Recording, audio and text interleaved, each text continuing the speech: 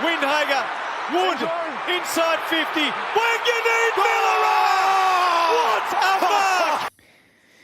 G'day everyone and welcome to the GameDay Squad Aussie Rules Fantasy Show. I'm Pitty and alongside Haz, together we are the Fantasy Bros. We've partnered with GameDay Squad to bring you everything you need to know to succeed in GDS Aussie Rules this season, and we're recording this round preview show on Wednesday the 8th of July. Haz, how you going, mate? Good, thanks, mate. Another week done and dusted. Round 17 in the books. First full round of after the buys. So yeah, definitely kind of getting my eye back in having to pick from every player. So hopefully we can continue trajecting in the nice in a way to keep going forward and, you know, really make a stamp and put a claim on our prize cards at come the end of the season. What about yourself? Yeah, good, thanks, mate. And it is so good having all our players, you know, ready to pick from again, isn't it? I sort of forgot what it's like in those buy rounds, not having access to everyone. So yeah, I've been enjoying that too, mate. And keen to preview another big round every week. It feels like it just gets bigger and bigger, doesn't it, as we come towards the end of the season. But just a reminder to all our viewers and listeners, make sure you subscribe to all our Fantasy Bros socials so you don't miss a thing this season. We're on YouTube, Spotify, Apple Podcasts, TikTok, Facebook, and Insta. Just make sure you search at Fantasy Bros AU. And if you're a new coach who hasn't played GameDay Squad before, remember it's never too late to get started. I know I'm cooked in a few other fantasy formats there, mate, with my my trades and some injuries and all that sort of stuff, but it's no problem in GameDay Squad. Just clear your squad and go again. And make sure you use that code on screen, FBAR26. Get yourself 3 9-player common packs. Now, Haz, let's talk around the grounds. Round 17. How'd you go, mate? Yeah, not too bad. Best finish was 6 in FantasyBros Sunday Showdown. And for those that can see the screen, yes, it was not good as yours result there in FantasyBros Sunday Showdown. But I've moved up to 8th in the overall rankings. Obviously, I haven't secured my ticket yet, unfortunately. So at the moment, I'm just hoping to get one of those qualifying spots as one of those unsuccessful coaches that are ranked higher up, or hopefully secure my ticket in the next coming weeks, because I think it stops in round 20, I believe, if that's correct. Yeah, I think it kicks off like that playoff series, and the Consolation Cup kicks off in round 20, if I'm not mistaken. So there we go. We've got 2 weeks left. So I've got 2 more opportunities to maybe secure my ticket. So maybe got my eye in. I've got, I think, an 8th, a 9th, and a 6th over the last 3 weeks. So hopefully can just keep moving up a little bit more and secure that ticket. But other than that, best standard finish for me was 13th in Contender, which was a bit of a pod side earlier in the season, but I've had to try and take that comp a little bit more seriously now. I'm in that position where I could probably push for a top 10 finish and claim another all-star card. So I'm going to keep pushing for that. And I've also got a 19th in Challenger, which was obviously one of my main comps there, which has me sitting just outside the top 10 for the season rankings, outside of Classic, which is obviously my main one. What about yourself? Yeah, not too bad. As you can see there, first in FantasyBros Sunday Showdown. So that's my second win over there, which is, yeah, and you can see on screen here too, mate. I've had a funny one each week. I think, if I'm not mistaken, but it puts me in the number 1 seed position, which I don't know how much that is going to help me because I'm really good at like botching those cup matchups. I don't think that helps me too much. But what it does help to secure is a buy in that first round. So I'll take that, particularly in that playoff format. So that would be really, really nice. And it's exciting, mate. Like if you think back to last year when we were playing GameDay Squad, playing just our standard competitions, you know, there was no such thing as special comps. What were we doing? Like, this is just unreal, having under 22s, Sunday Showdown, prime time. Like, it's so good just to have this additional stuff to think about. And all the while, we've got our GDS Classic Cup going on. So it's exciting times here in GameDay Squad Aussie Rules and obviously Rugby League too. But yeah, across standard comps, mate, 13th in Classic. I was really happy with that. Obviously not going as well in a Challenger and a Contender like you are there, mate. So I've got all my eggs in one basket. And yeah, nice. Moved myself up to 7th overall in that competition. And yeah, I'm top 10 in 22s and Sundays as well. So I'm pretty happy, tracking nicely. But there's so much to go, mate. There's 7 weeks. Like, yeah, all that good work could be undone. So we've got to really keep going and sort of, you know, all that stuff we're talking about, kind of put that to the side a little bit. So in terms of that there, who are your stars and who are your scars from round 17? Because there were some massive scores that you needed to catch if you were going to be in that top 20. Yeah, so obviously you can see on screen, it's hard to pick one. I kind of had to give them both my stars. Obviously, John Noble, I've been a bit of a critic recently. He caught my scar 2 weeks in a row and kind of just obviously felt like I had to play him somewhere, even though I wasn't really loving his form or the role that he had. Obviously, going up against the Pies in his revenge game, thankfully, he moved back to the halfback flank for all the coaches that played him last week, and he scored 155 GDS points, thanks to 33 disposals, 23 of which were kicks, and 13 marks, mind you. So, in what was an underwhelming week for coaches, in particular the defence, 155 from Johnny Noble goes a long way in helping, obviously, a lot of coaches out there. And my other one would probably more proud of was I trusted my gut and I played Bailey Dale in Classic and Contender. Obviously, I had John Noble in Challenger just for a bit of a piece of him there. But I wasn't sure about Noble's role and form, as I talked about at length last week. And I just wanted to go for someone who was more sure, more guaranteed, knew what his role was going to be like. And that was Bailey Dale. Came up against the Swans, 32 disposals, 29 of which were kicks, 8 marks, 4 tackles, and a goal for a score of 170. Obviously, I was sitting there on Friday night going, you beauty, I've absolutely nailed this one here. Obviously, Noble came out Saturday, 155. So to come within 15 points of Dale for Noble was very, very exceptional as well. So definitely going to take those scores at, I think it was my D7 for the week. But they were both my highest scoring defenders across all my sides.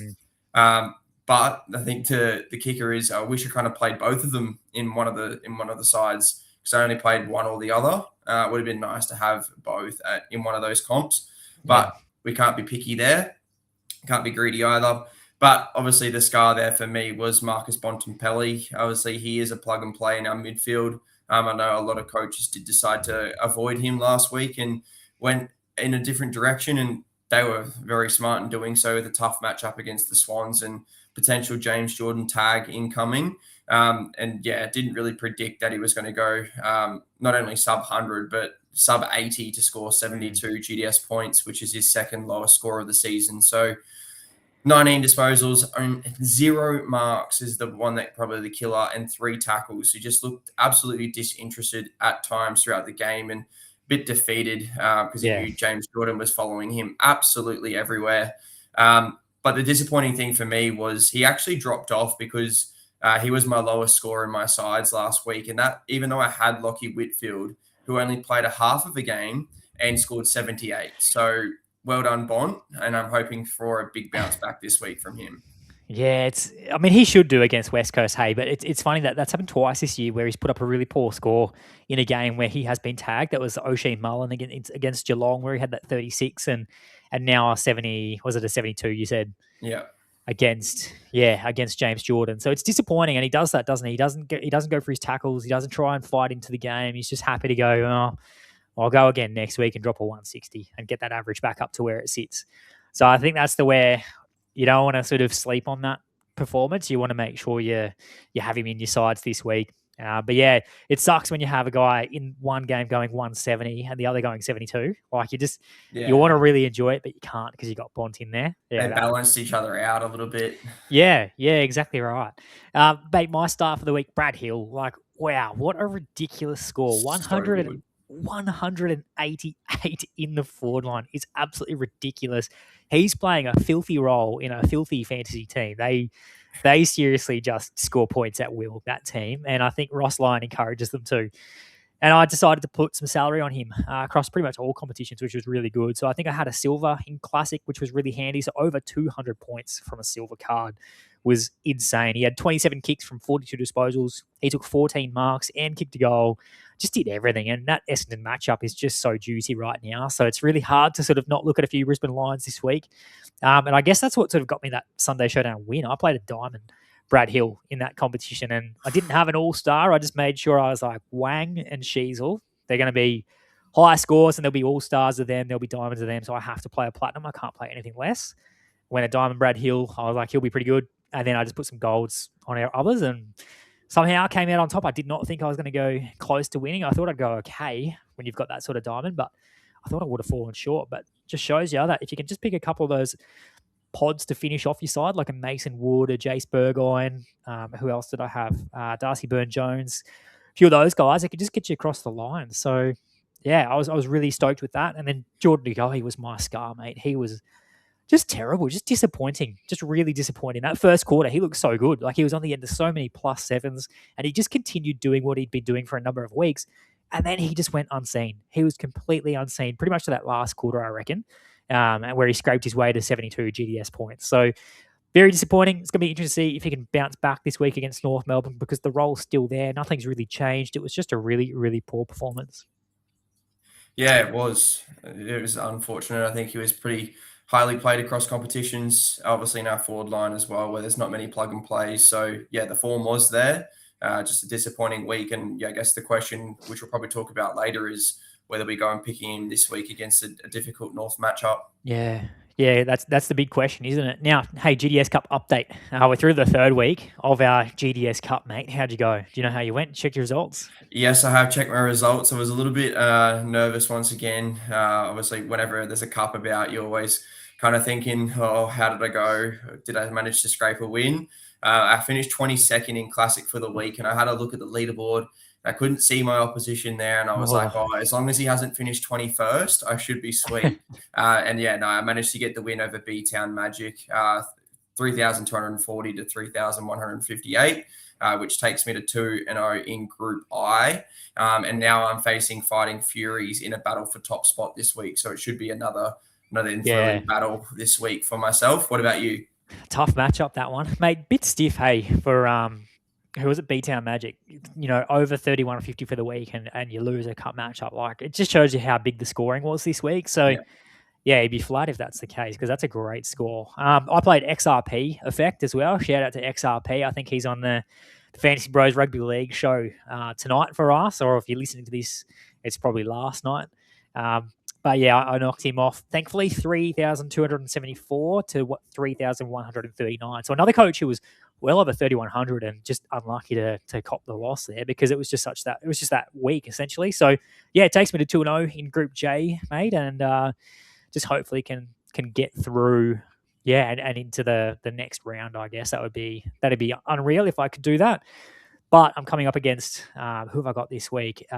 Bomber Blitz I've got this week. So now, mate, I knocked him off in the GDS Cup earlier in the year, and I'm a bit nervous about. Yeah, I'm a bit nervous because I'm revenge. Yeah, I feel like he's going to come after me, and I just feel like footy gods can do this sometimes. So I'm actually really nervous about this one. But fingers crossed, I can get through and have another win. Yeah, well, just going back to my matchup, I was actually pretty lucky on Sunday. I didn't think I was tracking that well. Obviously, I had Bond, even though I did play a Dale. I think Naz All-Star definitely got me over the line there, because obviously he went absolutely bonkers alongside Brad Hill. 197. So whatever his plus the 1.35 multiplier, I think it was like 250 something. Definitely helped a long way in securing that matchup, that's for sure. For sure. And the thing there too is that it's the additional benefits you get from your All-Star card. Like, it's the fact that putting that on a NAS, it only costs you the salary of a gold card, which means that you're bumping up other players even more. So, yeah, it's that flow-on effect. Hey, if you can nail that All-Star pick, it goes a long way for the week. 100%. Right. Let's have a look, mate. Round 18 fixtures. Here we go. So we have on the Thursday and Friday night, we have Collingwood up against North Melbourne at Marvel there, Thursday, 9th of July. And then on the Friday night, Blockbuster over in the West again. I feel like we say that every second week. We've got Freo up against the Swans over there. That's going to be an absolute cracking game, hey? I just want to point out quickly, the Freo Swans game is actually Thursday night, and the Collingwood North is Friday night. So just apologies. Did I get that? Oh, whoops, my bad. That's all right. That's all good. So yeah, just we're over in the West. It'll be tomorrow night for Perth, and then obviously back at the G on Friday night for Pies versus North. But yeah, I'm really keen for tomorrow night's game. I think it should be an absolute cracker, first versus second. But yeah, no doubt we'll talk about a little bit about that matchup and certain players as we go throughout the show. But it should be a great AFL game. Yeah, apologies there. I had that the wrong way around, but I can't wait to watch that one. That's going to be unreal. The Saturday slate, we have the Saints up against the Power. We have the Giants up against the Cats. That's at NG Stadium, that one. We have the Blues up against the Hawks. I believe that one's at the MCG. And then we have the Crows up against the Suns at Adelaide Oval, which will be another big game there, that one for the Suns. And they've been struggling lately, so hopefully they can find a win, but that's going to be a tough one up against the Crows. Yeah, once again, it should be hopefully another good matchup. Hopefully the Suns can, they showed a little bit last week against the Pies, but hopefully they can continue and have another hard-fought battle against the Crows. Yeah, should be good viewing. And Fantasy Bros Sunday Showdown fixtures, Sunday the 11th of July. We have the Bulldogs up against the Eagles at Marvel Stadium. We have the Demons up against the Tigers at the MCG. And then we have the Lions up against the Bombers, which is at the Gabba, which we're going along to, mate. And it should be well, it's probably not going to be a good game. I think it's going to be quite one-sided. I think most coaches would agree with that. Let's hope. Yeah, but that's the thing. You never really know. And that's probably the risk when you load up on players. But it should be a good game. Looking at those three matchups for our Fantasy Bros Sunday Showdown, I think a lot of coaches are going to be targeting the Bulldogs, the D's, and the Lions in three pretty favourable matchups. So I think a lot of squads this week will be stacked with players from those three sides and not so much from West Coast Tigers or Essendon. Yeah, I would agree. And even given there's actually a lot of really big names for all of those teams. So teams gonna be stacked, and there's gonna be some all-stars getting around. There's gonna be some really good diamonds. So it's gonna be a really interesting week there in the Fantasy Bros Sunday Showdown, and just seeing who can sort of claim that ticket and whoever salary. Yeah, exactly. It's because that's the thing with the Sunday comp that I've loved is that you're actually quite restricted with where you put your salary, and you got to be really considered with where you do have it. So, I can't wait. It should be really exciting this week in that competition. Now, let's have a look. Our defenders for the week. We have our plug and plays there for round 18. Lockie Ash. Lockie Whitfield, there's an asterisk next to him. So he has been ruled out with concussion last week. That stray elbow from Sean Darcy. So we cannot be picking a Lockie Whitfield in our back lines. And then obviously a Nazaya Wanganeen-Miller. He's our plug and play. But hasn't our plug and plays been depleted this year? Like we started it.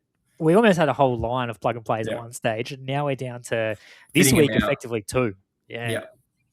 So it makes it really interesting. The one thing to flag, we've got someone on screen there. So Dane Zorko, he's back this week. I think that's been all but confirmed, hasn't it, mate? Or it has been confirmed? Yeah, I'm pretty sure the Lions come out and said that both him and Hugh McCluggage should return this week. So obviously we'll wait for team lists tomorrow night, but they should definitely be in the squad somewhere. Yep, and then we have Archie Roberts as well, potentially back this week, or he's tracking quite well. So he's probably one to keep an eye on, but I think it's looking likely that he's going to play. So in terms of our three other options or options that we can consider, we have that to go with our Ash and our Naz. We have a Bailey Dale, a Cal Wilkie, and a Dane Zorko with that matchup there. Out of those three, mate, a Bailey Dale, he's the interesting one here. So obviously coming off that 170 GDS point game last week against the Swans, we saw Connor Buderick go down early, so he was injured in the game. And Bailey Dale, he's just got a monopoly on those kick-ins. He had 9 kick-ins last week out of a possible 11. And just all the ball ran through him. Like it just all went through him. And I feel like this week could be much the same again. Up against West Coast, I know we've flagged them as someone who often can run a tag with that Milan Murdoch on that key distributor, but we haven't seen it much recently. It's kind of gone away, so I'm not sure I'm too worried about that for now. I'd be more worried in not playing a Bailey Dale than playing him and thinking of a tag. So how do you feel about a Bailey Dale this week? Are you liking him like I am?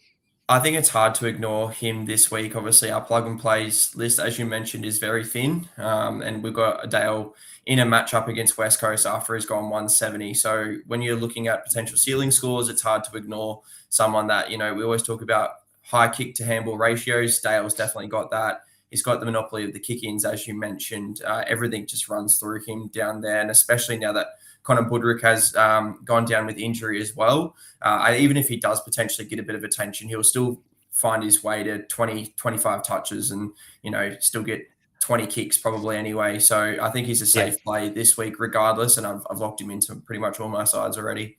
Yeah, I like that. The one little thing I'll note there on if that Milan Murdoch tag does eventuate, I remember Archie Roberts when Essendon played West Coast over there earlier in the season. I remember I didn't play Archie that game for that reason. And one thing I noticed Archie do that I think Bailey Dale can do is that he realised he couldn't get those really easy, marks, for example, those little 45 kicks or those kicks out in the pocket. He couldn't get the handball received. So what he'd do, he'd go back and just take the kick in.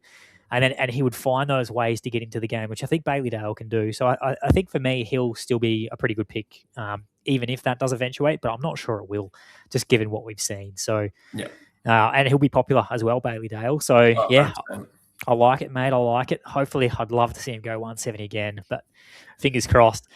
Somebody else. No, you can't. You can't rely on anything in fantasy. Another one that I really like there this week is a Cal Wilkie.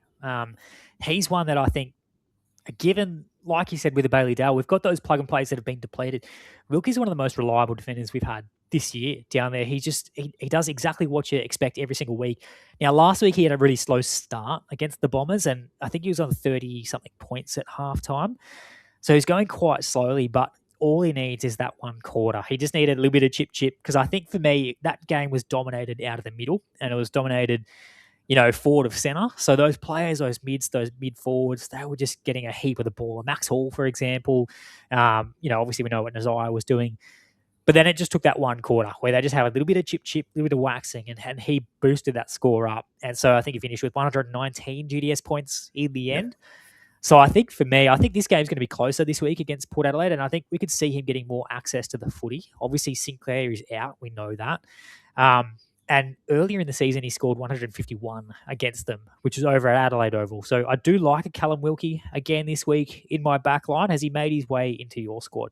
Yeah, he has. Once again, I think it's hard to not pick him this week. Obviously, we talked about he has a safe floor just with the high volume of marks and kicks that he gets week in, week out. And as you mentioned, without Sinclair in the side, we talked about it last week. He's got more responsibility with his ball use now.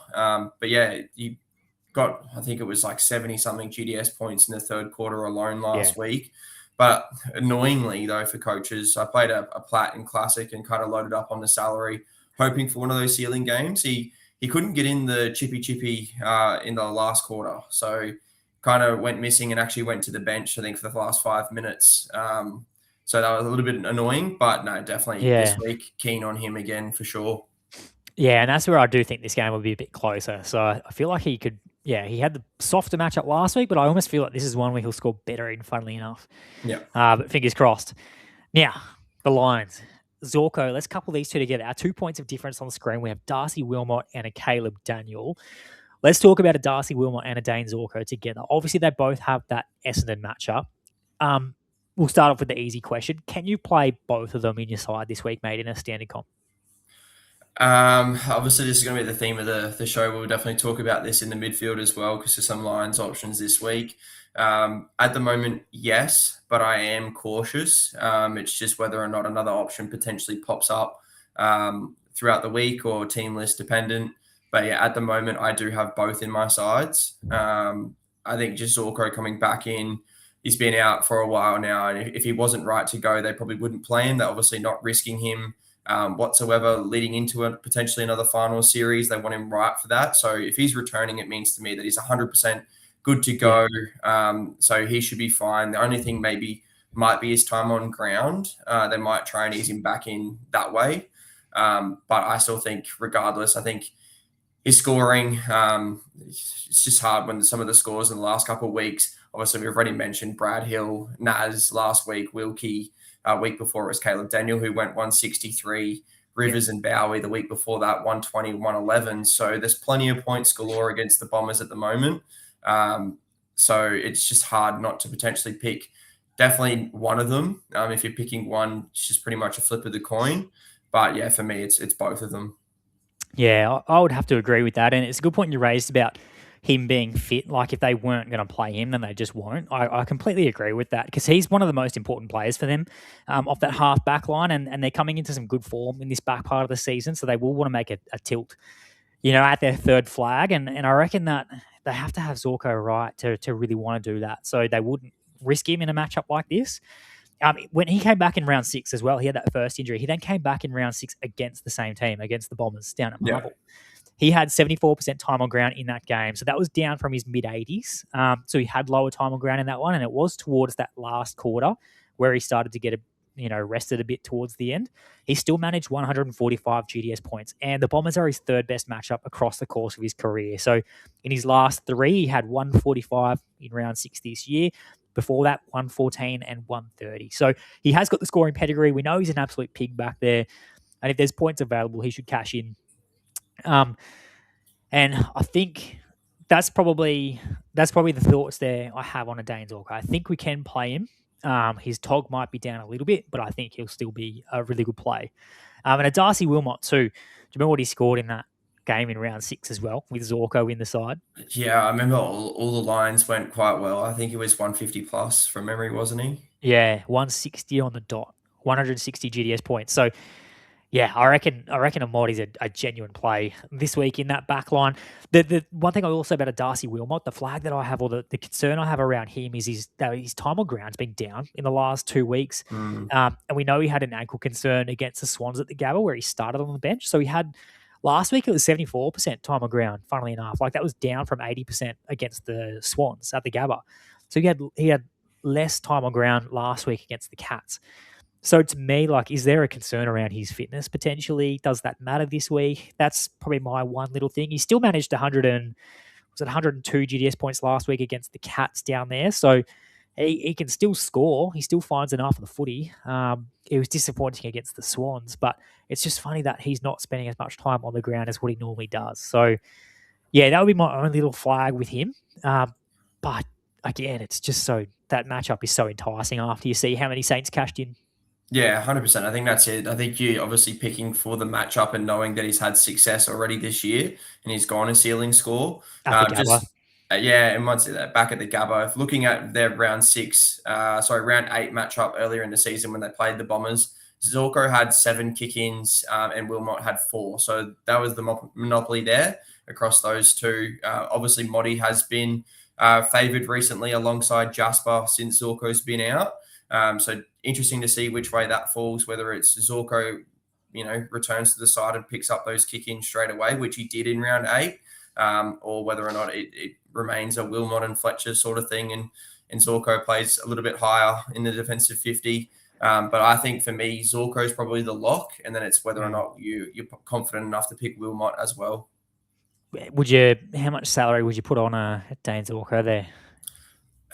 It'd be hard probably to go any higher than like a silver, even though it is a great matchup, just for that time on ground concern. I think same goes for Wilmot. Like I think you could probably put salary on other Lions players that we're probably going to mention in the midfield, potentially even in the forward line instead, because we know what we're going to get.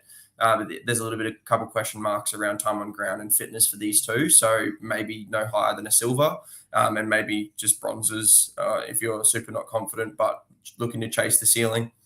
Yeah. Well, speaking of ceiling, I think another player you could be looking at picking if you want that ceiling score is a Caleb Daniel.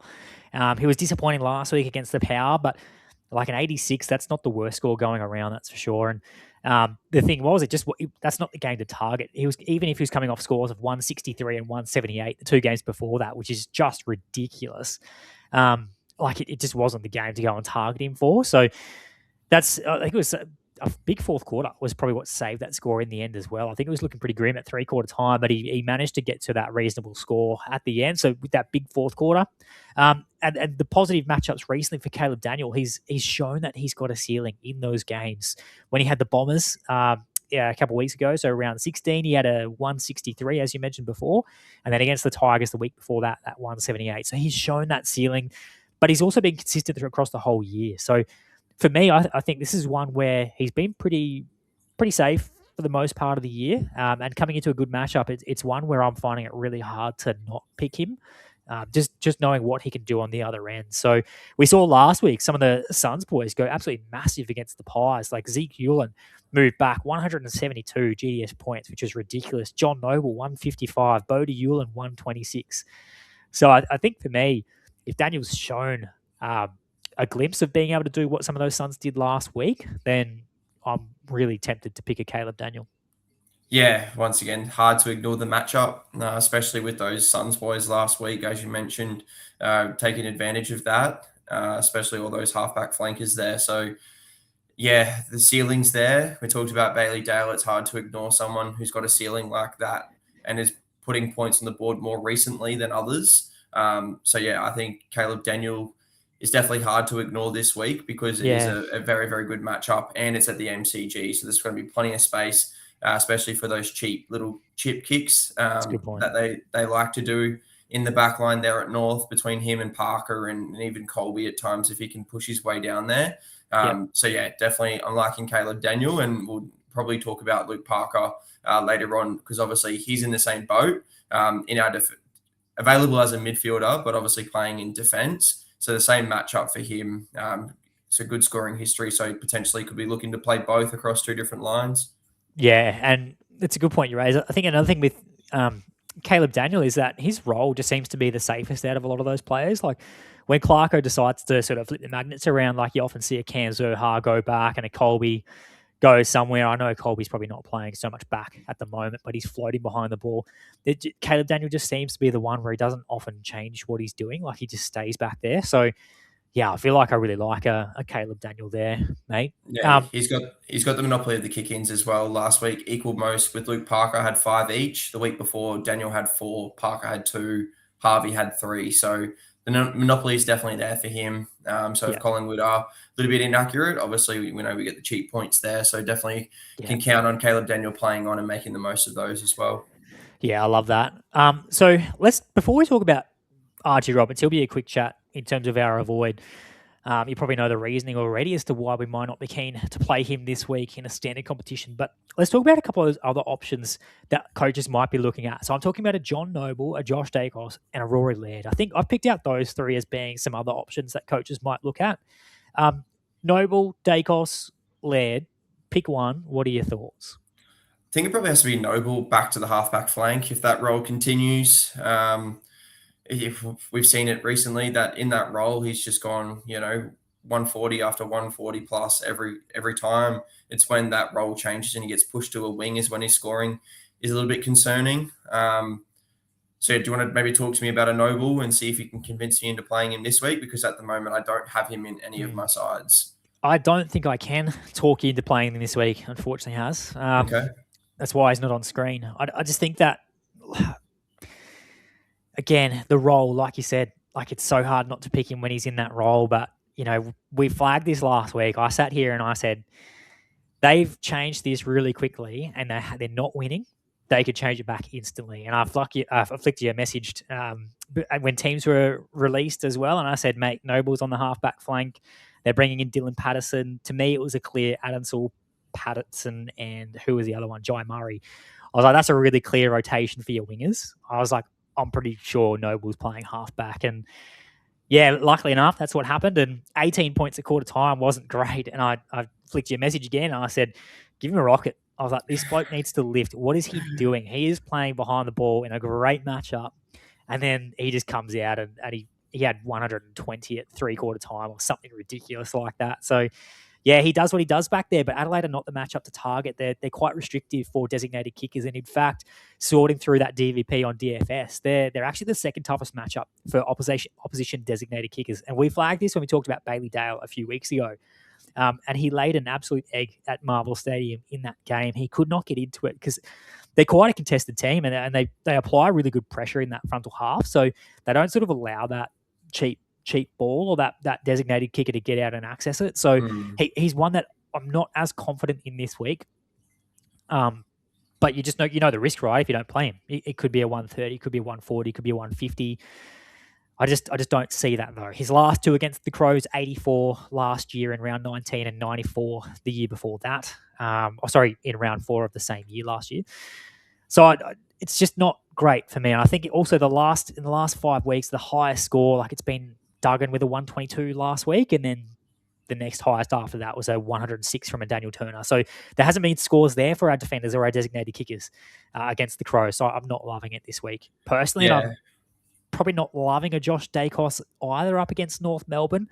I do want to flag. I was actually going to put Josh Dacos as the avoid this week, but I actually went in and looked at the matchup a little bit deeper. And recently, North Melbourne have actually been a little bit less restrictive to those opposition defenders and those designated kickers. So they're third worst matchup for the season, but they're actually the third best matchup in the last 3 games, believe it or not. And yeah, the 4th best matchup for opposition designated kickers in the past 5 games. So they've actually kind of flipped a little bit. They're not as restrictive. And I think he could be a play. We've seen players like last week, for example, Darcy Byrne-Jones, 126, playing behind the ball. Jace Burgoyne with a 100.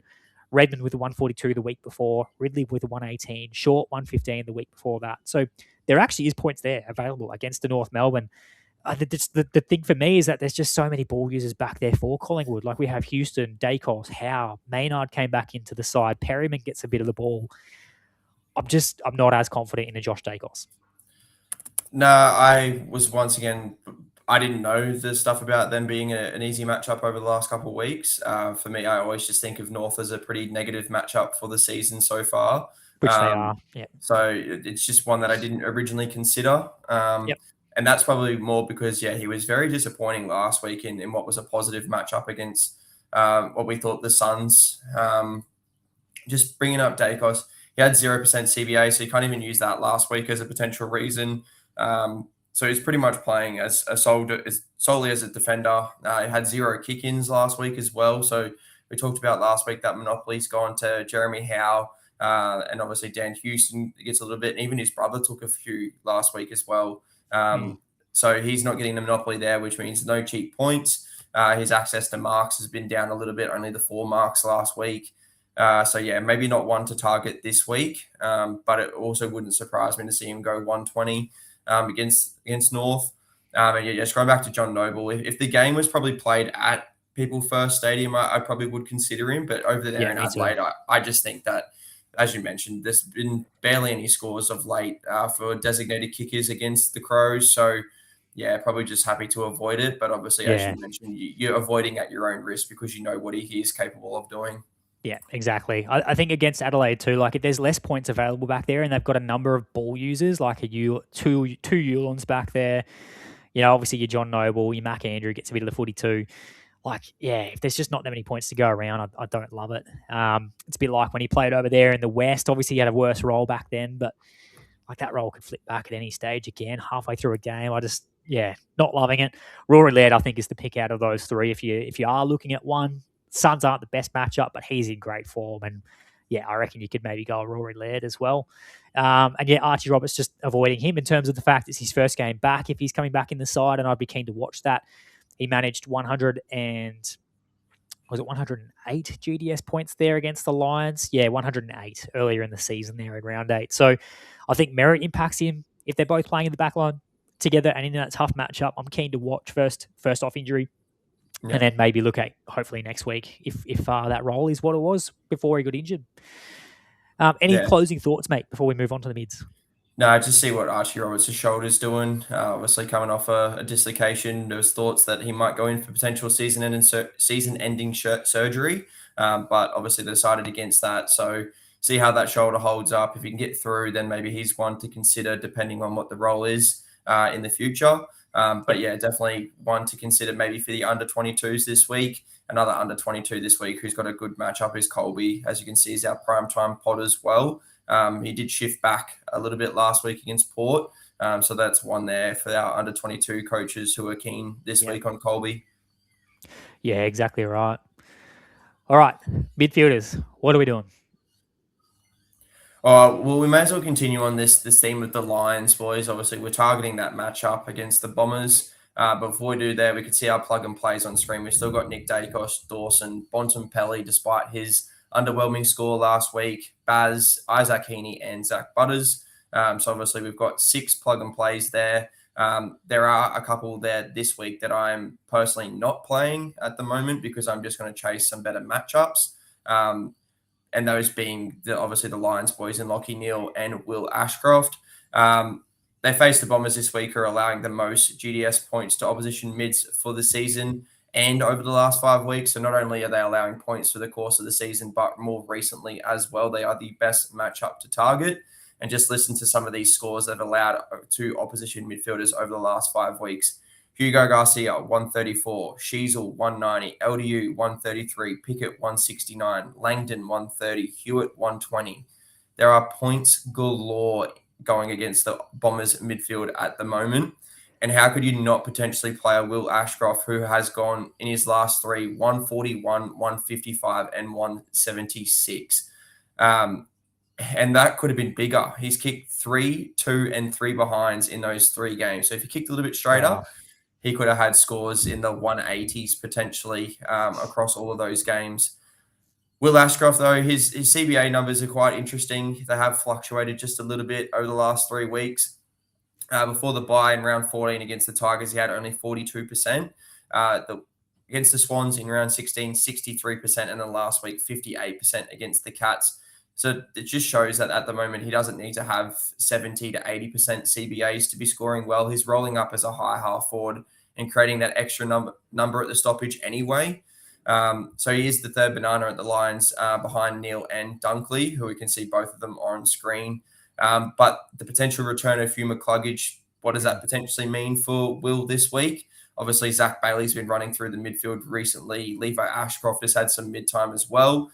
Just interesting to see what that looks like with Hugh coming back in. Once again, we have to expect that he is fit, ready to go. They probably wouldn't risk him.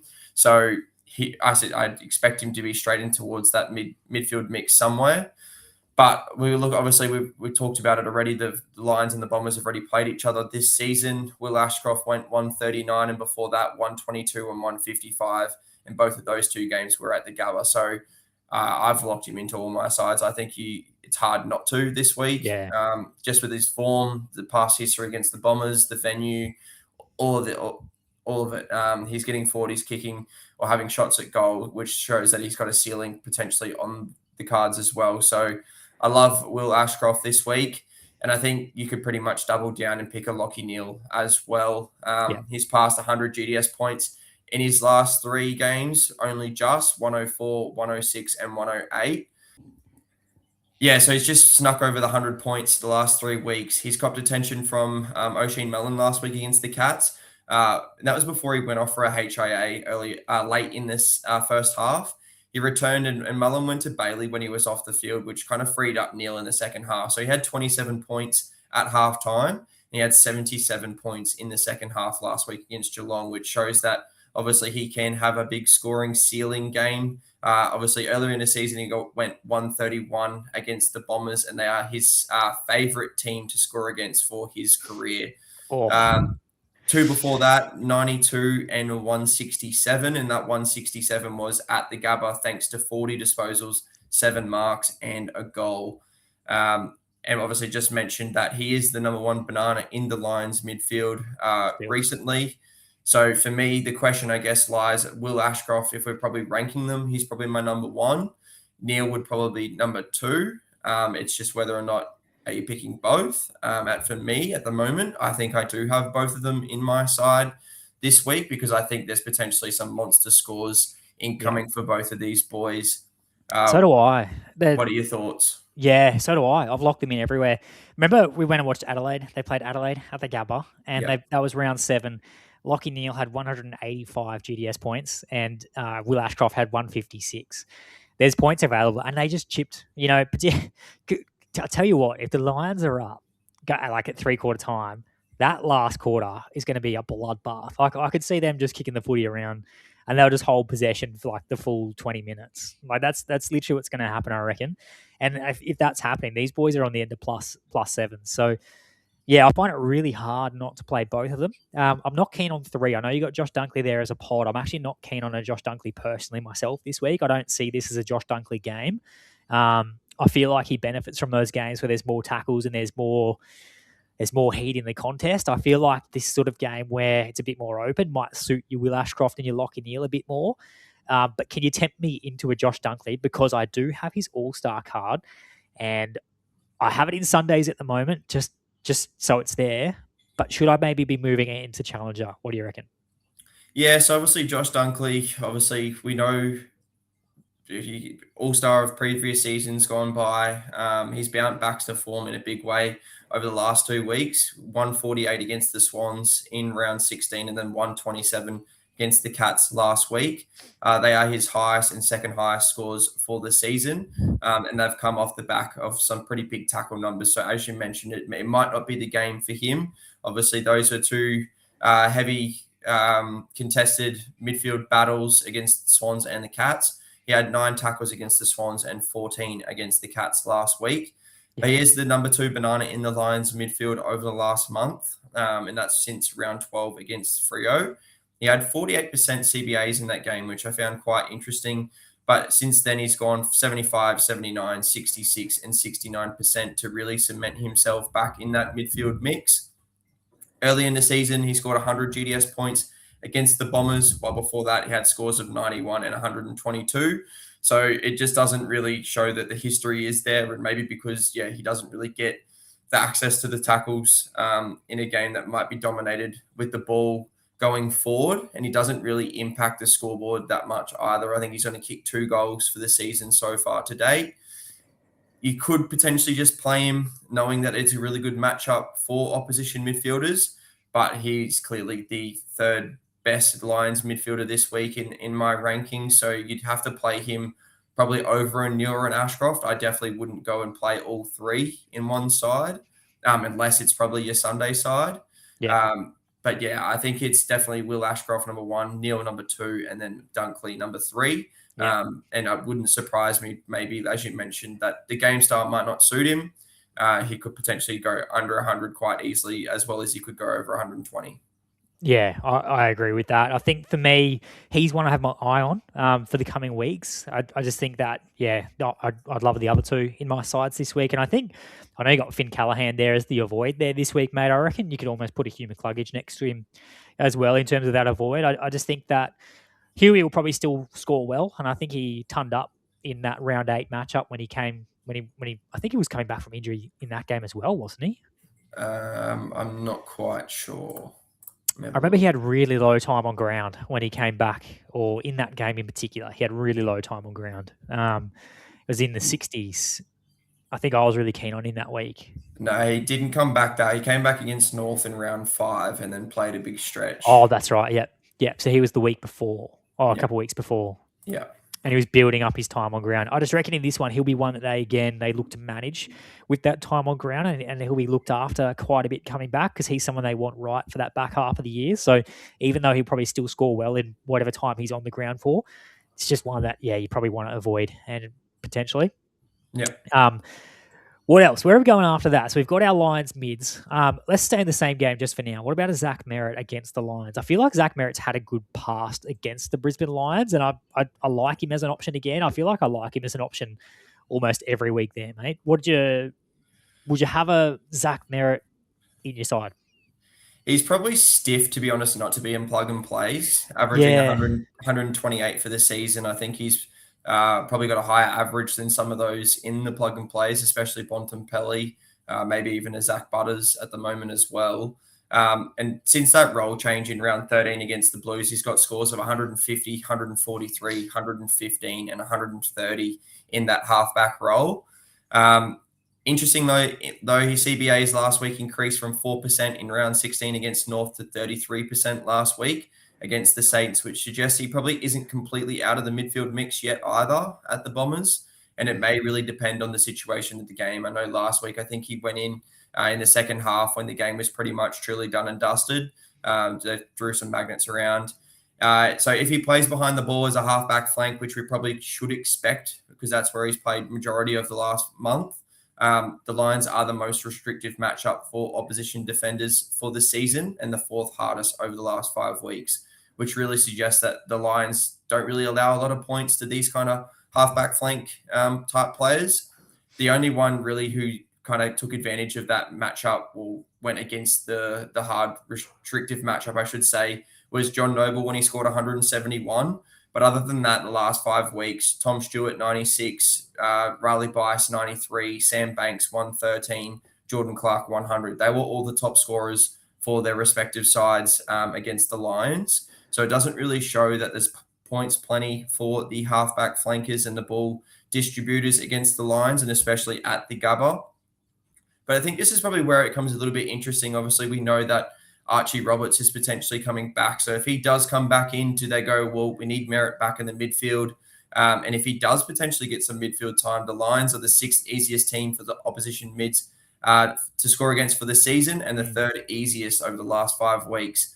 And as you already alluded to, that he's got a good history against the Lions, 128 against them in round 8 at Marvel, and that was from 81% CBA, so solely as a midfielder. And then 112 at the Gabba in 2025, had 14% CBA. So he played off the halfback flank that day. And then before that, in round 24 of 2024, 174 at the Gabba, which was from 76% CBAs. So chops and changes of roles in different matchups, but still has the ability to score consistently over 110 against the Lions for a 3-game average of 138 GDS points. So it is an interesting one. You're potentially fading at your own risk, knowing that he's got the ceiling and he can just rack up on that halfback flank if he is there. But for me, I think there's better options this week. Yeah, I agree. The Lions won't put much time into him. And like you said, they're actually not a bad matchup for those midfielders. So Bailey Smith last week, 143, Max Holmes, 129. So they scored quite well against the Lions. Yeah, it is hard to leave a Zach Merritt out. I'd be really keen to pick him, but I'm finding it really tricky sort of squeezing anyone else into my 7 midfielders this week. So, yeah, I like the play. I'll try and get him in somewhere if I can. But at the moment, a couple of those lines are ahead at this stage, and probably alongside an Ed Richards as well. I like an Ed Richards this week up against the Eagles there. Like he hasn't gone under 102 GDS points since round 11. Like that's absolutely insane. We talked about him being so reliable. Well, he is, and he's got a ceiling too. Like even last week, 121 against the Swans. He had 29 touches, 3 marks, and 6 tackles. You just know what you're going to get. And obviously 88% CBAs as well. He's the number one banana in the midfield there, and you know he's going to give 110% every single week. And the Eagles obviously allow the 4th most GDS points for the season, mate, to those opposition midfielders, and they've been a bit more neutral over the last 5 weeks, allowing the ninth fewest points. But they've also conceded some big scores too. So a Dawson, for example, 157 points against them. Cripper had 127. Shees had a 143 in there. There's been other good scores there too to some big name midfielders. And last year he had 130 GDS points against them. And you just feel that in this sort of game here, it's like Ed Richards cashes in. He'll play well in the tough matchups. He'll play well in the soft matchups. Bond can sort of be up and down depending if he's getting attention. But I just feel like he's super reliable. And with this good matchup coming up, I'm finding it hard to leave an Ed Richards out of my side again. Yeah, completely agree. I think obviously teams will take note of James Jordan last week, and it means the West Coast will probably send Brady Hoff to Bontempelli. Obviously, I know he's probably not the greatest matchup for him size-wise and probably ability-wise. But I definitely think that frees up Ed Richards a little bit more. And I'm definitely not saying that we should be fading Marcus Bontempelli with that attention. I think he's going to go absolutely nuclear this week as well. So I'm keen on both Richards and Bontempelli, not only for standard comps, but obviously for our Sunday showdowns as well. They could easily be your Sunday superstar. Yeah, and there's so many good options, isn't there, this week? It makes it really, really tricky. So what about a couple of those? What about a couple of those North Melbourne Kangaroos there made on screen? Luke Parker and a Luke Davies-Uniacke. Like those two there, this is one, particularly Luke Parker, who's got that, that defensive matchup for the Pies, where we've already talked about with the Caleb Daniel how good that can be. It's you'd want to play him, but it's very hard to figure out who to play him over. Yeah, I think that's it. I think if he was definitely a defender, I'd probably be plugging him straight away this week. As a midfielder, just don't know, regardless of the matchup, where he kind of fits. And like you mentioned, it's got to play him over someone. So I can't really get him into my sides this week. His recent history against the Pies is not really that great, but I don't really think we can probably read too much into it if you are keen on playing him. Last year, he scored 58 GDS points against the Pies, but that was from 67% CBAs as a midfielder. So obviously we know he's behind the ball. He's got monopoly of the kick-ins alongside Caleb Daniel. We talked about the Suns boys last week and how well they scored. So it could be a good shout. Hasn't gone under 107 in his last 5 games. But I just think with some of these elite ceiling in our midfield and especially some matchups, I'm going to chase those instead probably this week. But saying that, his teammate, Luke Davies-Uniacke, is probably the interesting one when talking about ceilings and chasing potential matchups. I'm just going to go throw the question straight to you. Last week, we saw Ed Allen keep Noah Anderson relatively quiet to just the 97 GDS points. The question is, do the Pies kind of deploy Ed Allen once again in a similar role? And who gets the attention? Does it go to LDU or does it go to Shees? Oh, it's one of those ones. Hey, like we talk about the tag and who's going to cop who. Like you don't truly know unless you're in the inner sanctum and you know what they're going to do each week. It's very hard to say he's not going to go to a Sheasel, right? Like just the amount of ball that he gets. Like in my head, I think it would be a Sheasel. I feel like LDU's that bull at the source. I don't know. My gut says Sheasel, and I still think if Sheasel cops that attention, he'll still be fine. Like he'll still find his way to a really good score, and he can just rack up the footy. So I wouldn't be too concerned there. Yeah, I don't know if he does go to the LDU. What do you think? I think he goes to Shees. You're right. I'm not saying we should be fading Shees whatsoever. He's definitely a plug and play. You leave him in your forward lines, regardless. But I'm just potentially, if LDU doesn't get attention, he might have to take a little bit more responsibility in the midfield with George Wardlaw, who's been ruled out of the side with another hamstring injury. Yeah. LDU's gone 128 and 133 in his last two games to finally show a little bit of consistency after going sub 100 in his 3 games prior. The Pies are the 5th easiest matchup for the season and the 6th easiest over the last 5 weeks.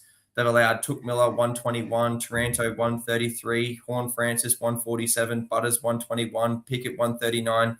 Points galore against the Pies midfield as of late. His last 2 against the Pies, 112 and 121. So I actually really don't mind LDU as a potential pod. But once again, it comes back down to who are you going to play him over? And I have the 3 options above him, ahead of him in my picking order. So he just can't quite fit in my sides, but I don't mind anyone that's keen on an LDU this week. Yeah, well, good thing is we've got prime time. Our special competitions, it gives us a place to play him if you can't squeeze him into your standard comps. So put him over there, obviously, with that prime time fixture.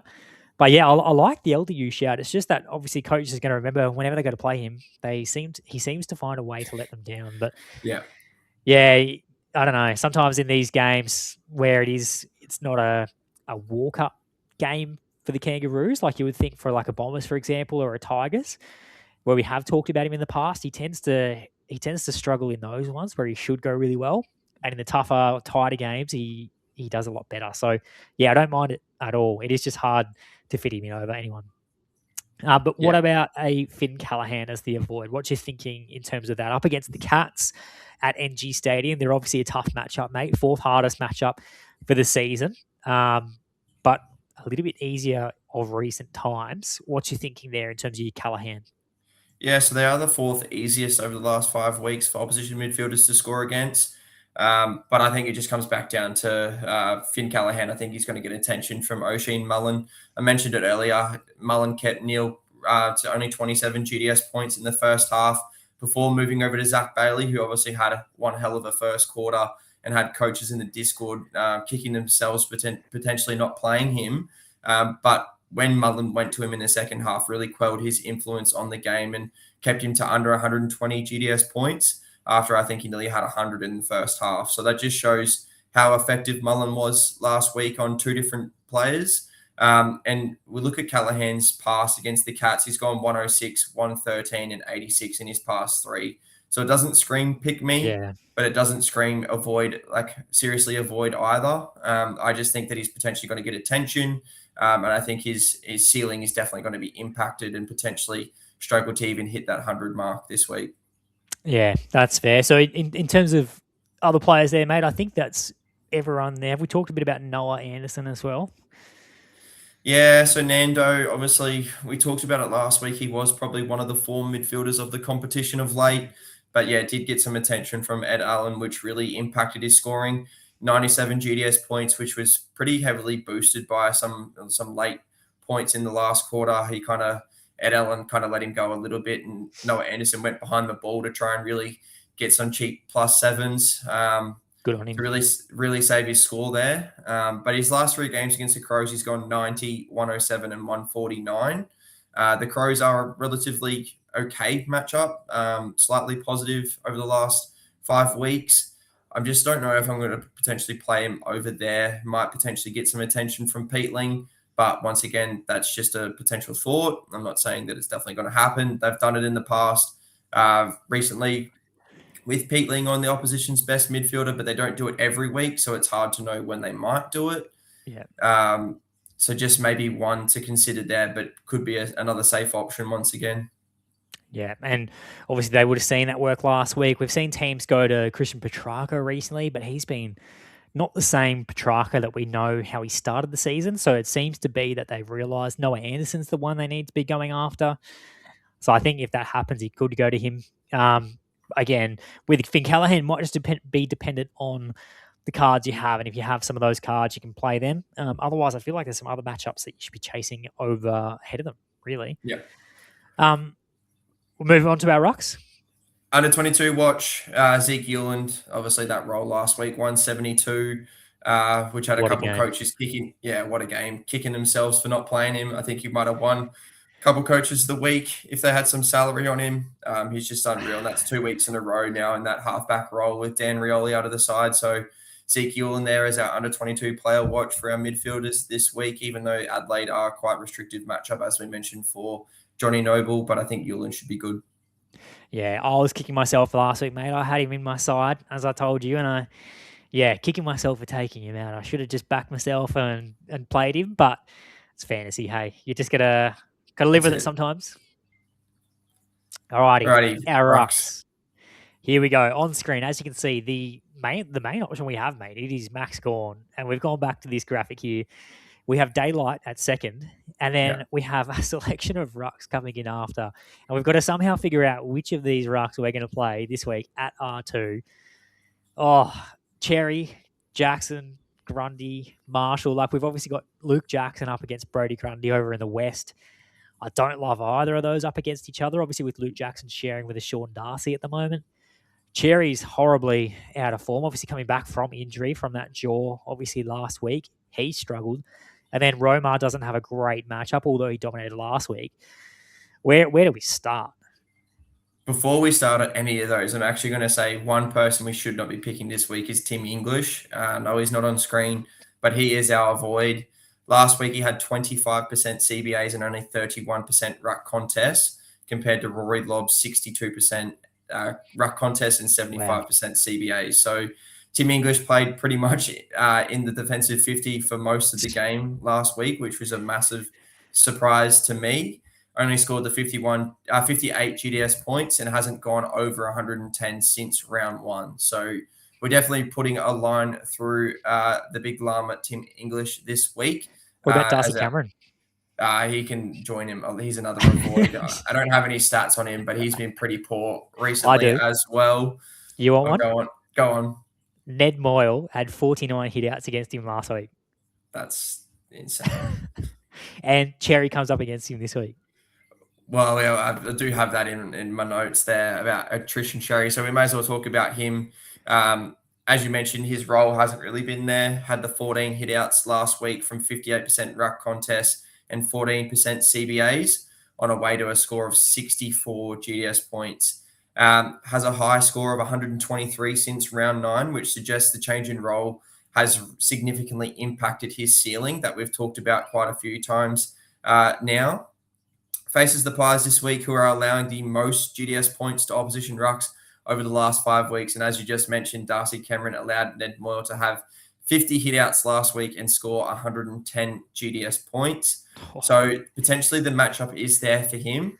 In his last 2 against the Pies, he's gone 96 and 125. Regardless of the matchup, I just don't really see him hurting coaches too much, just with that inconsistent role and that inability to be the number one man around the stoppage. And that's pretty much put a line through him for me, regardless of the matchup this week. What about yourself? Well, it's just hard when they're playing other rucks alongside him. Like, that's really, when he's been really good, it's because he's been the number one ruck. Like, even last week, what was his time on ground? 76%. That's okay. I think he's sort of been around that anyway. When he scored well, he's been sort of around that 80 to 85%. So he's just a tick under that. But yeah, it's his CBAs, mate. Like, he's barely there. And like, the ruck contests are still pretty good, obviously. That's where they want him. But it's still down. Yeah. Cooper Trenbath had 71% CBAs last week. Will Dawson had it equal with Sherry at 14%. So he's not even just clearly second. He's equal second behind Trenbath, which just shows that they don't trust him in the CBAs.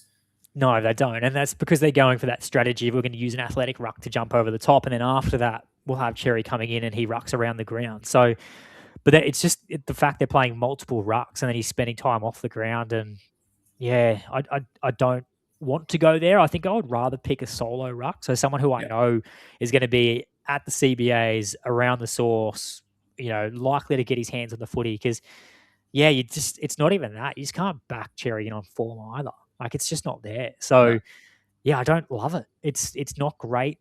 Even though Darcy Cameron just gave up 50 hitouts to Ned Moyle, which is absolutely ridiculous. So, yeah, I don't love it. But Cooper Trenbath is not a bad shout in terms of if he's getting that, which he's been doing for a few weeks now. He's been playing that role down there for that forward line there in under 22s and maybe a prime time as well in terms of a little pod play there. If that's going to be a nice matchup for him, that could be something to look at. But I can't be picking, Tristan Cherry with any confidence. Yeah, and like I said, I think that's where I've come out as well. I don't think I'm going to be looking at Cherry this week. So that leaves pretty much three other options. Obviously, Jackson and Grundy come up against each other in Thursday night footy this week in what is going to be a massive game. First, second, as we mentioned earlier. Last week, we kind of mentioned for Luke Jackson that his best footy has coincided with Sean Darcy being out of the side. Yeah. Since Darcy's return, LJ has gone 101 and 106 GDS points in his last two games. Last week, he had 31 hitouts from 63% ruck contest, which was up from 55% the week before. But his CBAs were slightly down, 61% last week, down from 67% the week before. So the role, obviously, is still pretty consistent regardless whether it's Mason Cox or Sean Darcy and whether you're still getting roughly 60% CBAs in contests and being the number one ruck, I should say. But as you mentioned, he isn't the sole ruck, and maybe we're looking to potentially chase someone that is, knowing that they don't have to share time in there. And what I really noticed for Luke Jackson's scoring recently is he's really relying on kicking a couple goals each game to kind of save face and really boost that score to just scrap his way to 100 points. His score since round 10, I just want you to listen to these. So 82, 102, 85, 110, 188, 101, and 106. In the last 4 weeks, in those games, he's gone 110, 188, 101, and 106. He's kicked bags of 3, 3, 2, and 2. In 3 of those games, he didn't manage to get over 110 GDS points with multiple goals. So obviously that monster 188 against the Cats is the clear standout. But other than that, he hasn't gone over 110. He hasn't been a super consistent ceiling type scorer. And now he faces the Swans, who are the 7th hardest matchup for the season. And they've only allowed Darcy Fort 97, Sweet 121, Marshall 117 over the last 5 weeks. So,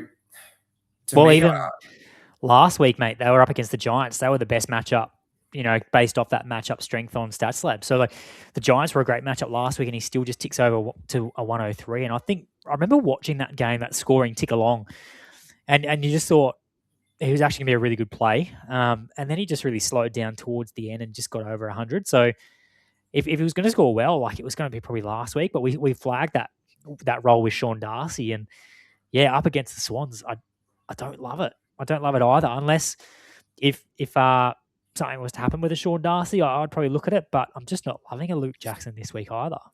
Yeah, so his last 4 against the Swans, 105, 115, 85, and 82. So there just isn't ceiling scores there. It's probably about what he's going to do again this week, I would imagine. Yeah, so that's probably right. I think he's probably going to be maybe between the 90 and maybe 115 mark, but I don't see him going any higher than that. I think his ceiling is potentially definitely capped in a tricky matchup, and I think he's facing Brodie Grundy, who's probably a better tap ruckman around the ground.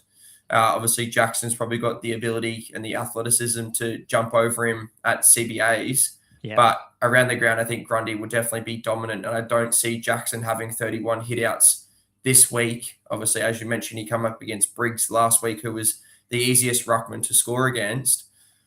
Just, really concerned about how he's putting together a score and really relying on these goals and coming into a tough matchup against the Swans, who might be a low-scoring contest, could be a really defensive-minded game. He might not have access to those goals, and I think that really impacts his scoring.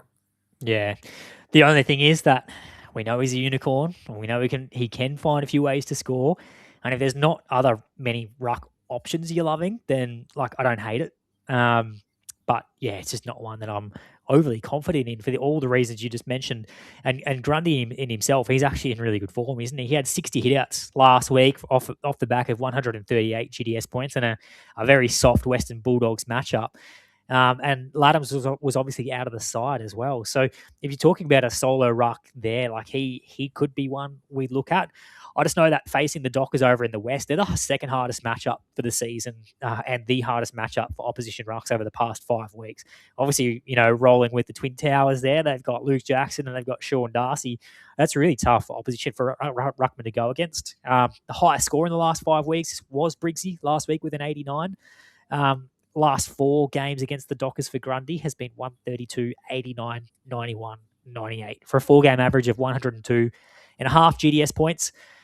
I think it's going to be a tough night for him over there in the West, and I think it's going to be a tough night for LJ and Darcy. I think it's going to be a tough night for both teams because it's going to be a cracking game. And if this was played at the SCG, I still wouldn't love it for a Grundy, but I would be a bit more open to playing him. But I just think, I'm pretty keen to maybe just avoid this matchup. Yeah, so the interesting one there is obviously Grundy is a solo ruck, which I potentially don't mind not sharing really. If we look at his CBAs, they went up to 88% last week from 69% the week before against the Lions. Out. Yeah, Laddam's out, and then his ruck contest up from 58% to 87%, which was actually 103 ruck contests last week against the Bulldogs, obviously for 60 hit outs. So don't mind that. But yeah, I think Jackson obviously will be dominant in the CBAs, but I think Grundy might potentially outwork him at the contest around the ground. Yeah, yes, he had 91 against the Lions as well at the Gabba, and that was a tough matchup. So probably is it? But Laddams was in then. Yes, yeah, that is true. So is it maybe like a Grundy over a Jackson potentially in terms of our rankings? I think if I'm ranking them, I think I have Grundy ahead of Jackson, but I have Rowan Marshall ahead of all of them currently. Yeah. So in terms of a Rowan Marshall there, TDK's still out this week, or he should still be out. Yep. I know they listed him up as about 4 weeks, I think they said from memory, and Ross thought maybe 2. So he should be out again. And coming off the back of 141 points last week, which was his season high score against that Bombers matchup, who have been tough typically, but he just smashed Nick Bryan around the contest, and he just smashed the Bombers around the ground, to be honest. He got a lot of points around the ground, pushing forward, kicking goals. It wasn't just around that contest. So, yeah, he had 80% TOG, 20 hit out, 74% CBAs. He absolutely dominated that game. And the only thing with a Rowan Marshall this week is that we know Port Adelaide are a tough matchup, and Jordan Sweet, he's not giving up a lot of points. They're, in fact, allowing the 4th fewest GDS points for the season. And recently, they've probably been a little bit more neutral. The highest score in the past 5 weeks has been Grundy with a 109. The only thing is that Port, across his career, they've been the second best team for him to score against. His last 4 games against the Power may not suggest that, though. There's probably one outlier in there that boosts it up a bit. So he's had 53, 88, 141, and 81 for a 4-game average of 90.8 GDS points. His 141, that was the only game to be played at Marvel there, if you want to hang your hat on something. And obviously, we know that his role has been a bit different this year with TDK coming into the side. So I think for me, the question is, can we back in what we saw last week against a bit more of a difficult matchup? I'm probably just going to lean that way based on some of the other options this week. But what are your thoughts similar to a Rowan Marshall this week? Yeah, for me, as long as TDK is not in the side, there's been a couple of chat that he's been out for 2 weeks already because obviously got injured before that bye, missed last week. So there's some chat coming that he might potentially be okay to play if this week, maybe not this week, but maybe next week. If Marshall is the sole ruck, I think I'm definitely going to be playing him. I just think the role's there. He's got the scoring pedigree. We know what he's scored like in the past. Not obviously against Port Adelaide, as you mentioned. He's only really had the 1 score in the last 4 games, but we just know that he is an elite scorer when he has the ability to go solo. His CBAs and ruck contests were both season highs last week. That's obviously because it's the first time he's gone solo this season without TDK. So, yeah, I think in a week where I don't really love many other options, I think Rowan Marshall's probably the best of the rest. And then I'd probably have Grundy as a next best after that. And obviously we haven't even really talked about Gawn because it is just really daylight to the rest. But obviously Gawn comes up against the Tigers this week. He's got a 4-game average of 136.3 against the Tigers, and he scored 104 against them in round 7 this year. And I want you to keep in mind that that was sharing with Max Heath, and he only had 55% CBAs and 53% ruck contests. Before that, 151, 154, averaging 22.7 disposals, 8 marks, and 27 hitouts across those 3 games. I just think he's only gone under 100 once this season. You're just locking in Gawn, potentially looking to load up on some salary, and then just kind of maybe flipping a coin to see who your second ruckman is this week, because, yeah, it is going to be tricky. Yeah, I feel like he hasn't quite hit massive heights this year either. I feel like this could be the week where he maybe does that. We saw round 2, he had 145. Round 3, he had 151, but he hasn't really gotten close to that again since. And I feel like this might be the week where it could happen. So, yeah, I agree. I think it's Gawn and then a Marshall for me personally. Yep. All right, Let's have a look. Our forwards, mate. Forwards for the week. We have plug and plays. We've taken Track out. We gave him a warning last week. I'll take his 96. I don't think that's the worst score going around. I'm happy with that. But the role is not there, mate. His CBAs had dropped considerably. And in fact, let's maybe start with Track because he's out of the plug and plays there. And I think given the matchup this week against the Crows at Adelaide Oval, he is one that I'm keen to avoid. And I know you might share similar feelings there, mate. But his CBAs actually dropped further. They went down to 24% last week, which is incredible. So playing predominantly forward, he still managed a 96. Thank you for that score, Christian, and we will see you in another good matchup, but it won't be this week. So we're keen to avoid him in this one. And Adelaide, they're the 6th worst matchup for opposition forwards. So if he's spending time forward of the ball, I'm not loving it this week. Any closing thoughts on Track? Nah, like you said, gave him a warning last week, has failed to hit 100 in, I think it's pretty much a month straight now. So, I think there's better matchups to chase this week. All right. Well, what about a Zach Bailey? Do you want to start there for us, mate, in terms of looking at, we've talked about that Bombers matchup already in terms of how good it is.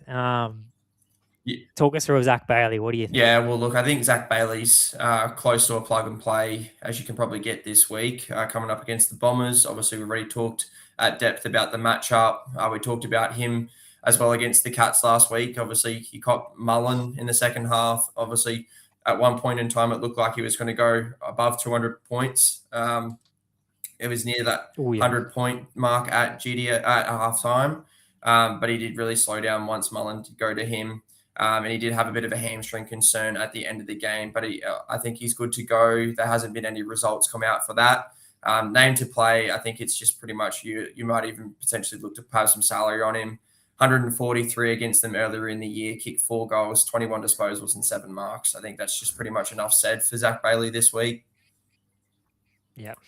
Yeah, he's just incredible, isn't he? Like even last week, just that first quarter, I could not believe it. I could not believe they didn't actually send Mullen to him straight away. Obviously, we're not coaches, mate, in terms of at that top level. So what do we know? We're just some fantasy coaches, but to me, I just thought he's such a damaging player, and he showed that in that first quarter. So if he could do that, in one quarter against the Cats, this could be anything in this game. So, I'm keen to play him. I think most coaches will as well this week.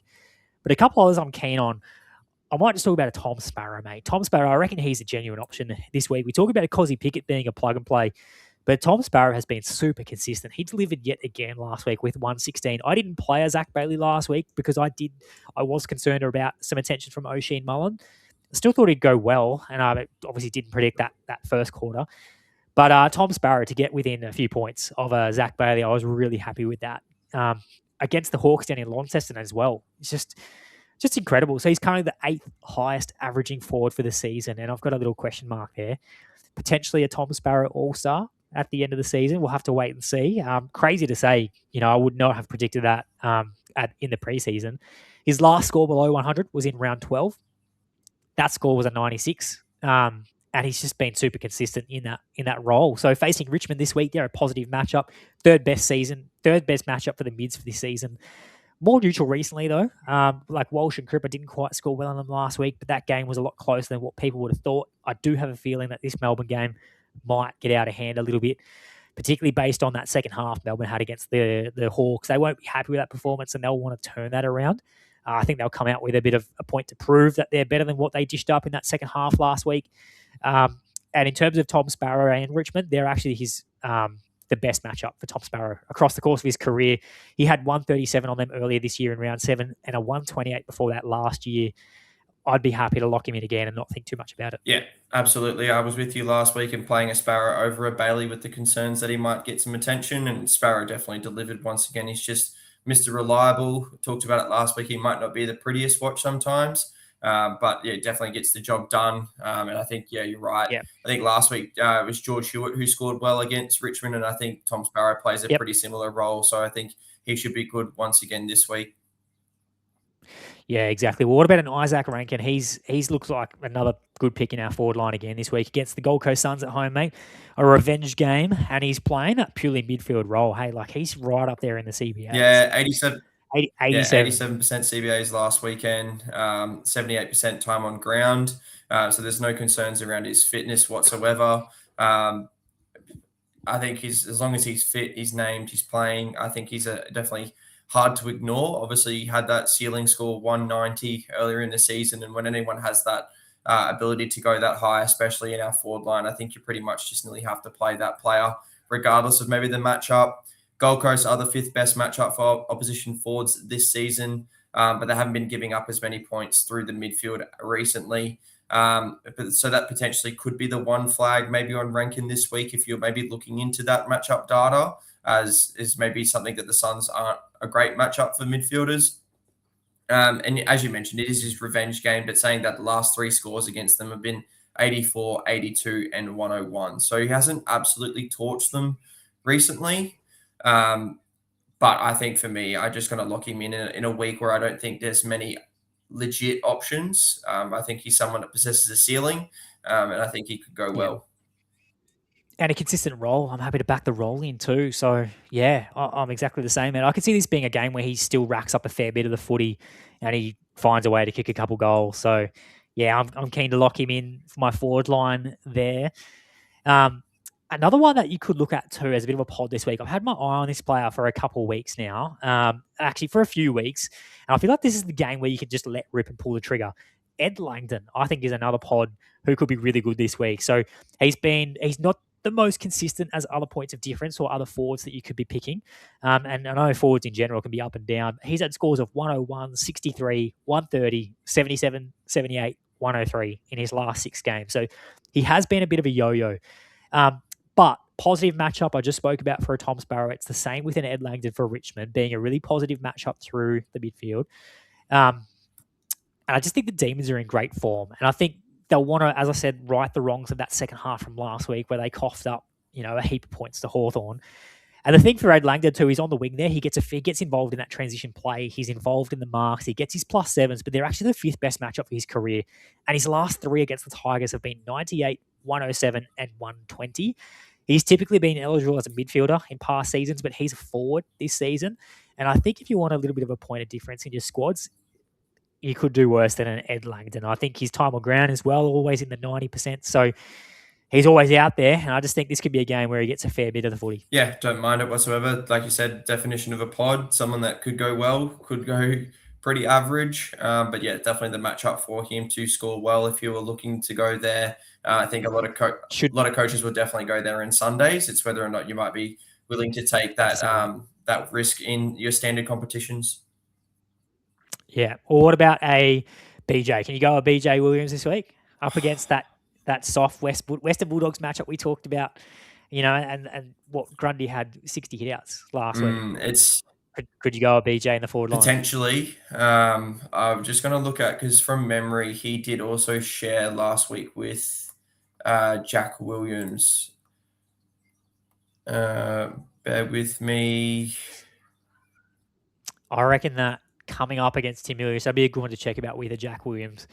But just looking at Tim English is a good matchup for opposition rucks as is. He always has been in the past, but he just seems to look like a genuine shell of himself. And they are the best matchup for opposition rucks in the past 3 weeks. They're the second best matchup for the season. And obviously we saw Grundy come off that 138 against them. I reckon that he could be an option. What have you found with a Bailey? The only thing is, sorry, I'm still bringing it up. The only thing is that it wasn't necessarily against Tim English last week for Grundy. It was more against a Rory Lobb. But saying that, obviously, you're not going to expect Bailey Williams to have 60 hit outs. If he's going up against a Rory Lobb, he still might get 30 hit outs, which in your forward line, that's 30 points that you're pretty much guaranteed. So I definitely don't mind it.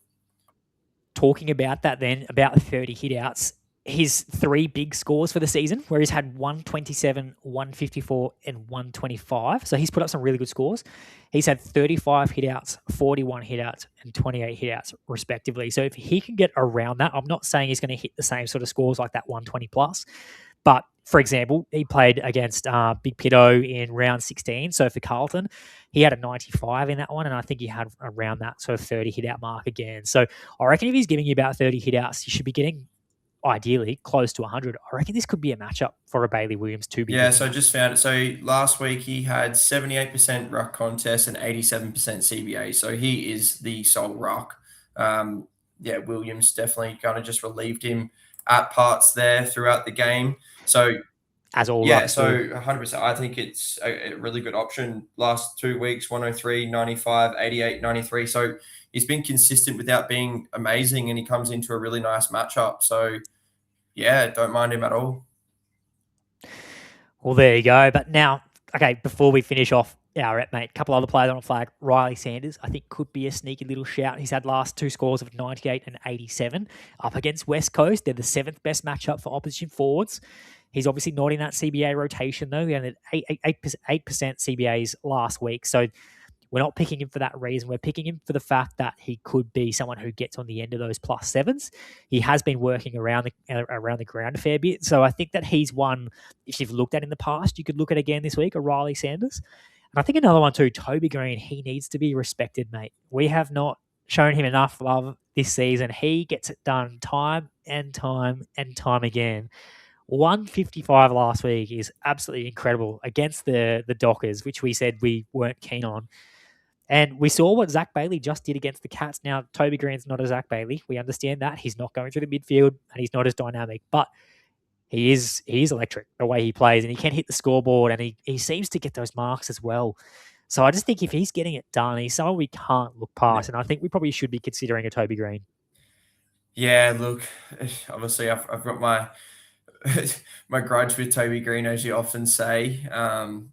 But the numbers are really speaking for himself in a forward line where we don't really have, I guess, many legit options or many good matchups this week. So if there's not many good matchups, maybe you just target the player who's in form, and that is Toby Green. 3 goals, and I think it was 26 disposals last week against Freo. Just shows that he can get it done regardless of the matchup. Maybe we should be picking him in a matchup that we just saw Zach Bailey go well in. Yeah, someone that I definitely have to think about. I'll have him somewhere. I have him in my contender side at the moment, which I'm going to pull up in just a second. This is the question of whether I go elsewhere. The last one before we move on, we kind of mentioned him earlier. He was your scar from last week, Jordan De Goey. Are you keen on him this week? Jordan De Goey, not this week. Not for me, mate. Not after last week. It's a bit like that when they give you a score. He should still be good. Like, it's the role hasn't changed. He's still doing exactly what he has been doing. And it was at the MCG, you said, isn't it? Yeah. So I think you can go there again. I just think, for me, when I see that last week, if I've got other options I can pick, I'll probably go there, and I want to see and make sure he's got that scoring in him. But if that role hasn't changed, I don't think you should not. Yeah, so North are the 2nd hardest matchup for midfielders for the season and the 3rd hardest over the last 5 weeks. So maybe the matchup isn't necessarily there for him this week. Probably why my inkling is to watch this week, coming into a tougher matchup than what last week suggested. Keen to watch personally, but he should still be good. But not for me. Not for me this week. So speaking of, who am I going for in the contender team? You can see my contender team on screen there, mate. Have a think about some of the changes you would make or who you'd be less keen on. I think you're going to see a lot of picks we've spoken about in this side. Probably the one thing, so looking at the forward line, if I'm going to start there, for example, Toby Green, you'll see he's in that side there at the moment. He's one I want to play in my contender side. Not sure if he'll be featuring in other teams, but he's someone I want to play somewhere just to get a piece of in case he does what he did last week, or if he, again, should just be solid given what he's done this year. So my forward line looks like Sheasel, Pickett, Hill, Bailey, Rankin, and Sparrow. Now, Brad Hill's probably not one we haven't spoke about. He almost needs to be a plug and play potentially at this stage. I'm still keen on a Brad Hill. That role is awesome, playing halfback. So, yeah, like we're keen on a Brad Hill. Don't think we're not, having looked at that forward slide. Just a few other players we'd talk about instead. Yeah. In the back line, Ash, Wang, Dale, Daniel, Wilkie, Zorko, and a Wilmot. So I'm going to go Zorko and Wilmot back there. And I like that security of a Cal Wilkie, and I'm going to chase the ceiling of a Caleb Daniel.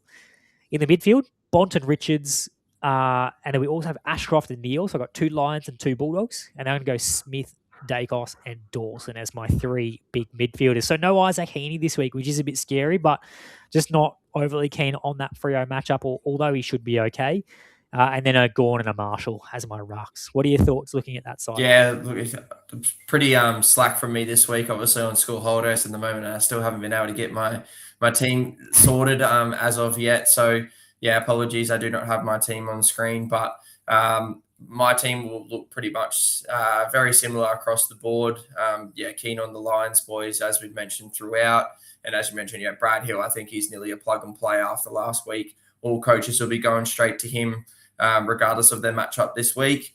And yeah, I think as we kind of decided, it's probably Marshall as our R2 this week. But yeah, just depending on team lists, I think I like what the team looks like there for you. Yeah, I'm pretty happy with it too, and we'll see, what happens at teams. But I think this week I'm keen just to leave it, see how we go, and back our gut in terms of those picks there on screen. Now, in terms of our Bro Down Showdown, mate, again, another win for Pitty. So if you commented Pitty on the YouTube channel last week, I'm going to pull up those names in just a second. We'll spin the wheel and see who gets some cards. But we had Wilkie, Wilson, and Brad Hill. 3 Saints got the tick for me, got the win in that matchup. So I was a bit hesitant going up, and loading up on the Saints there, but they got the win over Newman, Redmond, and Rankin. And then obviously Zach Merritt got the win over Noah Anderson there for you. So it's 3-1 to me. Takes the lead out to 9-5, mate. I think if I get to 10, I win the year. No, I think we're going to start playing double points and triple points before we decide to call it over and done with. Nah, no way. Hey, shout out there on screen, Janeth, Arnie Booger, Silver Pigeon, Mian, and Maxi Hansen. So that's Maximum Mastery. He had a great round. He said he went out camping, came back, and absolutely smashed it across all standard comps. So shout out to Maxi there. Spin that wheel, and we'll see who gets that row of cards. Looks like it's going to be Silver Pigeon. It is Silver Pigeon. There we go. GDS Cup champion. Well done, Silver Pigeon. That's it, and I'm sure he is off to a flying start in the Classic Cup as well, mate. I'm sure he's killing it. There's a few really tough pools as well, by the way, in that Cup matchup. There is. All right, can you see on screen my pack there? Yep. Yeah, it's there. There we go.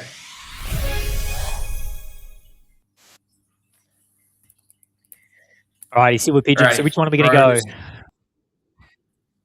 Rows or columns? Top row. Top row. Silver Pigeon came out on top in GDS Cup. All right, who have we got there? 2 Silver Blues to start off with. Oh, nice. Go that Jackson. Is a very handy card. Well done, Silver Pigeon. Yeah, take that. That is a great card to have. Geez, Blues. All right, now these are my Silver cards. Blues pack.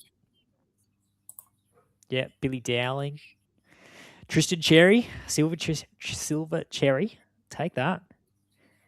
Hopefully gets back into some form. And the number 1 ruck roll. Zach Taylor Platt, not great. And a Lockie Blackiston. That's luckily, I think Silver Pigeon got probably the best card in that pack. Yeah, for sure. Well done, Silver Pigeon, mate. Make sure you hit up Haz in the Discord there and get yourself that card, and obviously the other 2 there if you want them as well. All right. So our Bro Down Showdown for this week, it's a community edition. We are going up against Cash Money. So if you have a look at the leaderboards there for under 22s, you will notice Cash Money. I don't know what he's doing, mate. He must be picking 26 blokes a week because he is so far out in front. It's not funny. And shout out to him, mate. He's been good enough to get involved in the Bro Down Showdown this week. And we're going to do an under 22s edition. And we'll go up against the man who is taking out the competition. And he might show us a thing or two. He had the first couple picks there. And as soon as he sent them through to me, I was like, we're cooked already. But we'll see how we go. He's gone for Logan Evans in the back line, Levi Ashcroft in the midfield, Kane McAuliffe as his point of difference, and Logan Morris in the forward line.